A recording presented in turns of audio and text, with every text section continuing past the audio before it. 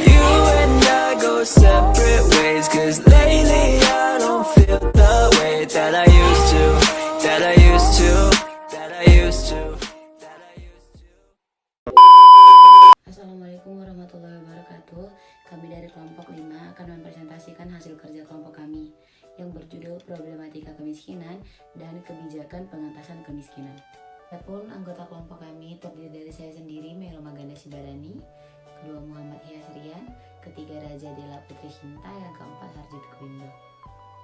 Yang pertama adalah definisi kemiskinan. Kemiskinan adalah suatu keadaan di mana terjadi ketidakmampuan untuk memenuhi kebutuhan dasar seperti makanan, pakaian, tempat tinggal, pendidikan, dan kesehatan. Ada beberapa faktor yang mempengaruhi kemiskinan, yaitu tingkat pendapatan, kesehatan, pendidikan, akses terhadap barang atau jasa, lokasi geografis, kondisi lingkungan, dan gender. Definisi kemiskinan yang banyak digunakan di Indonesia, terutama dalam pengukuran kemiskinan secara nasional, adalah definisi yang dikembangkan oleh BPS atau Badan Pusat Statistik. Definisi kemiskinan BPS menggunakan pendekatan kebutuhan dasar atau yang biasa disebut dengan Basic Needs Approach. Nah, dengan pendekatan ini, kemiskinan dikonseptualisasikan sebagai ketidakmampuan dalam memenuhi kebutuhan dasar, baik kebutuhan dasar pangan maupun kebutuhan dasar yang bukan pangan. Menurut Badan Pusat Statistik, komponen kebutuhan dasar terdiri dari pangan dan bukan pangan yang disusun menurut daerah, perkotaan, dan perdesaan berdasarkan hasil Susenas atau Survei Sosial Ekonomi Nasional. Kemiskinan dipahami dalam berbagai cara. Pemahaman utamanya mencakup 3 hal, yaitu gambaran kekurangan materi, gambaran tentang kebutuhan sosial, dan gambaran tentang kurangnya penghasilan dan kekayaan yang memadai. Yang pertama, gambaran kekurangan materi. Biasanya mencakup kebutuhan pangan sehari-hari, sandang, perumahan, dan pelayanan kesehatan. Kemiskinan dalam arti ini dipahami sebagai situasi kelangkaan barang-barang dan pelayanan dasar. Gambaran tentang kebutuhan sosial. Ini termasuk seperti keterkucilan sosial, ketergantungan, dan ketidakmampuan dalam berpartisipasi di kehidupan masyarakat. 3. Itu gambaran tentang kurangnya penghasilan dan kekayaan yang memadai. Nah, makna memadai di sini berbeda-beda dari seluruh ekonomi di dunia. Nah, untuk gambaran ini bisa diatasi dengan mencari objek penghasilan di luar profesi secara halal. Nah, kemudian kemiskinan dikelompokkan menjadi 2 kategori. Yang pertama kemiskinan absolut dan yang kedua kemiskinan relatif. Pertama kita bahas adalah kemiskinan absolut. Kemiskinan absolut diidentifikasi jumlah penduduk yang hidup di bawah garis kemiskinan tertentu. Nah, konsep ini dimaksudkan untuk menentukan tingkat pendapatan minimum yang cukup untuk memenuhi kebutuhan fisik seperti makanan, pakaian, dan perumahan untuk kelangsungan hidup. Kedua, kemiskinan relatif. Kemiskinan relatif ini ditentukan oleh masyarakat sekitarnya. Di sini, walaupun seseorang atau seorang masyarakat pendapatannya telah mencapai kebutuhan dasar minimum, tetapi masyarakat sekitar pendapatannya lebih tinggi daripada orang tersebut, maka tetap dikatakan miskin. Halo teman-teman, kalian tahu nggak apa itu distribusi pendapatan? Oke, berawal dari arti katanya, distribusi memiliki arti penyebaran, penyaluran, dan pembagian. Jadi bisa diartikan bahwa distribusi pendapatan merupakan penyebaran atau penyaluran pendapatan ke suatu wilayah geografis, atau memiliki arti lain penyaluran pendapatan melalui penyelesaian pekerjaan dalam pengadaan barang, jasa, dan bidang niaga. Selanjutnya, tujuan distribusi pendapatan. Apa saja ya tujuan dari distribusi pendapatan? Yang pertama, meningkatkan taraf hidup masyarakat menjadi lebih baik. Oke, dalam kegiatan ini masyarakat bisa membangun kesejahteraan umum atau kesejahteraan hidupnya. Yang kedua adalah memberikan hak dan keadilan bagi setiap warga negara. Jadi setiap orang itu dapat menikmati fasilitas yang sama dalam negara. Terus yang ketiga itu adalah menjauhkan masyarakat dari dari risiko kejahatan kriminalitas, khususnya perampokan, terus penipuan dan pencucian uang. Oke, jadi dalam maksud ini adalah setiap orang itu mampu memenuhi kebutuhannya sehingga kejahatan itu bisa dihindari. Terus yang terakhir atau yang keempat itu adalah menumbuhkan rasa solidaritas dan nilai sosial yang tinggi dalam lapisan antar masyarakat. Contohnya itu adalah berupa penyaluran zakat kepada yang membutuhkan. Selanjutnya, faktor yang mempengaruhi distribusi pendapatan. Apa saja ya faktor yang mempengaruhi distribusi pendapatan? Oke, baiklah. Jadi, ada 5 faktor yang mempengaruhi distribusi pendapatan. Yang pertama, infrastruktur. Dalam kegiatan ini berkaitan dengan kegiatan transportasi, teknologi industri, dan pendidikan dalam suatu wilayah. Yang kedua, itu adalah pertumbuhan penduduk. Semakin tinggi pertumbuhan penduduk dalam suatu negara tanpa diselingi dengan pendapatan nasional akan mengakibatkan pendapatan per kapitanya menjadi semakin kecil. Yang ketiga itu adalah nilai tukar mata uang. Yang keempat, investasi.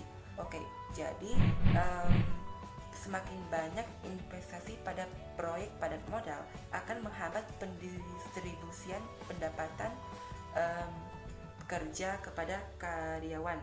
Pengangguran juga semakin meningkat dan kesenjangan sosial juga semakin tinggi. Terus yang kelima atau yang terakhir itu adalah kebijakan pemerintah. Misalnya dalam sistem ekonomi Pancasila juga mempengaruhi pendistribusian pendapatan. Contohnya, kebijakan subsidi pajak untuk usaha UMKM akan meningkatkan kapasitas produksi. Selanjutnya atau yang terakhir itu adalah indikator pendeteksi ketimpangan distribusi pendapatan. Jadi, ada 3 indikator yang digunakan dalam mendeteksi ketimpangan distribusi pendapatan.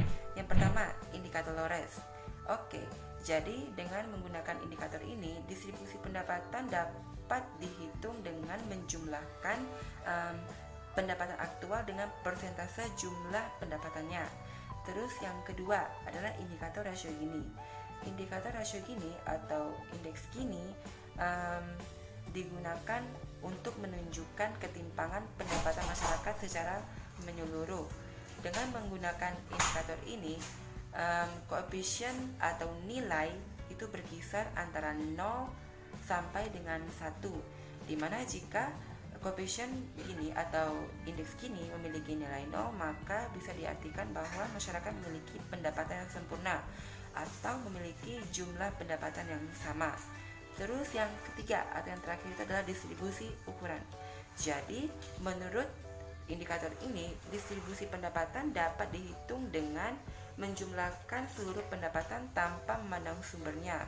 Kemudian pendapatan tiap orang tersebut diklasifikasikan atau dikelompokkan berdasarkan total penerimaannya. Assalamualaikum warahmatullahi wabarakatuh. Perkenalkan, nama saya Rajida Putri Sinta, NIM saya 19622163. Saya dari akuntansi Malam 3. Di sini saya akan menjelaskan tentang karakteristik ekonomi kelompok miskin dan konsep dasar distribusi pendapatan. Karakteristik ekonomi kelompok miskin terbagi menjadi 4. Yang pertama adalah karakteristik sosial demografi. Nah, ini tuh terbagi menjadi 3. Yang pertama adalah rata-rata jumlah anggota rumah tangga sebanyak 4,70% di perkotaan dan 4,64% di pedesaan. Yang kedua, persentase perempuan sebagai kepala rumah tangga mencapai 14,18% di perkotaan dan 12,30% di pedesaan. Yang ketiga yaitu rata-rata usia kepala rumah tangga mencapai 48,57 tahun di perkotaan dan 47,86 tahun di pedesaan. Yang kedua adalah karakteristik pendidikan. Ini tuh terbagi menjadi 2, yaitu yang pertama, persentase kepala rumah tangga yang buta huruf sebanyak 14,30% di perkotaan dan 19,57% di pedesaan. Yang ketiga yaitu karakteristik ketenagakerjaan. Nah, ini tuh juga terbagi menjadi 2. Yang pertama, rata-rata persentase pengeluaran rumah tangga per kapita per bulan di perkotaan sebesar 14,71% yang tidak bekerja dan 30,2% yang bekerja di sektor pertanian, sedangkan di pedesaan sebesar 8,67% yang tidak bekerja dan 68,99% yang bekerja di sektor pertanian. Yang kedua yaitu status pekerjaan kepala rumah tangga antara lain tidak bekerja dan berusaha sendiri masing-masing sebesar 14,71% dan 40,86%. Untuk perkotaan, sedangkan di pedesaan sebesar 8,67% dan 60,63%. Yang keempat yaitu karakteristik tempat tinggal. Nah, ini tuh terbagi menjadi 6. Yang pertama yaitu luas lantai kurang dari 8 meter persegi sebanyak 31,1% di perkotaan dan 29,61% di perdesaan. Dan yang kedua, lantai tanah sebesar 18,68% di perkotaan dan 31,21% di perdesaan. Yang ketiga, jenis atap rumah yang terbuat dari ijuk atau rumbia sebesar 0,41% di perkotaan dan 4,57% di perdesaan. Yang keempat, jenis dinding yang terbuat dari kayu dan bambu masing-masing sebesar 16,15% dan 17,88% untuk perkotaan, sedangkan di pedesaan sebesar 30,57% dan 29,33%.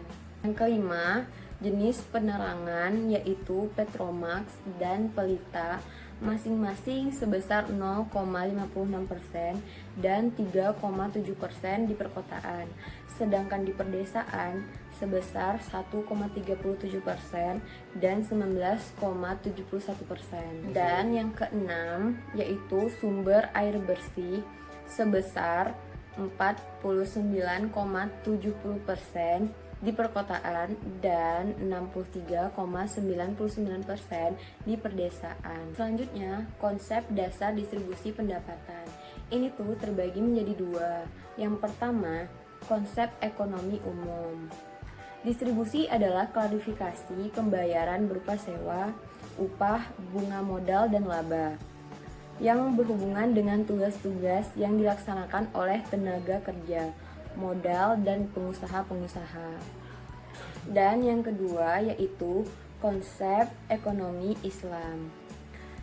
Adapun prinsip utama dalam konsep distribusi menurut pandangan Islam yaitu peningkatan dan pembagian hasil kekayaan agar sirkulasi kekayaan dapat ditingkatkan, sehingga kekayaan yang ada dapat melimpah dengan merata dan tidak hanya beredar di antara golongan tertentu saja. Di sini akan menjelaskan tentang kurva Lorenz dan koefisien Gini. Apa itu kurva Lorenz? Kurva Lorenz adalah kurva tentang ketidakmerataan atau pembagian kekayaan atau dengan pendapatan. Kurva ini terdiri atas segi 4 garis diagonal. Pada segi 4 terdapat satu kurva real yang menghubungkan dua titik diagonal. Dalam kurva Lorenz terdapat dua sumbu, yaitu satu sumbu horizontal dan yang kedua sumbu vertikal. Apa itu sumbu horizontal? Sumbu horizontal menunjukkan bagian kumulatif penduduk dari 0 sampai dengan 100%. Sedangkan sumbu vertikal bagian kumulatif kekayaan atau pendapatan dari paling miskin sampai paling kaya. Kurva Lorenz dan koefisien Gini. Koefisien Gini adalah ketidakmerataan pembagian pendapatan dalam suatu rasio. Kebijakan kemiskinan atau World Bank. Yang pertama, pertumbuhan ekonomi yang luas dan menciptakan lapangan kerja yang padat karya. Yang kedua, pengembangan SDM membuat jaringan pengaman sosial bagi penduduk miskin yang tidak mampu meroleh dan menikmati pertumbuhan ekonomi. Kebijakan kemiskinan atau ADB terbagi menjadi 4. Yang pertama, pertumbuhan berkelanjutan yang pro kemiskinan. Yang kedua, pengembangan sosial yang mencakup.